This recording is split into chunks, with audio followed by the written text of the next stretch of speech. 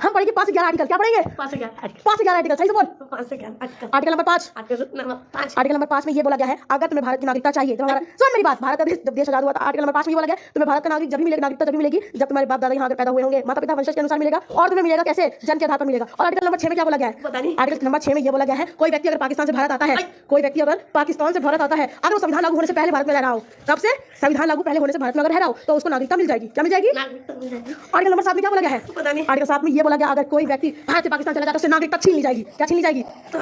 अगर वो व्यक्ति वापस भारत में आता है, अगर वो व्यक्ति वापस भारत में आता है 6 महीने तक लगातार रहता है, कितने महीने तक, और सरकारी पंजीकरण करवा लेता है तो उसको वापस नागरिकता मिल जाती है। क्या मिल जाती है? नागरिकता। आर्टिकल नंबर 8 क्या है?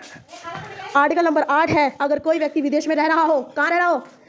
विदेश में रह रहा हो, उसको कैसे नागरिकता मिलेगी? अगर उसके माता पिता यहाँ के पैदा हुए हैं, पता नहीं, तो उसको भी नागरिकता आसान से इजीली मिल सकती है। वो बाहर उसको क्या करना होगा? विदेश में ही इंडियन दूतावास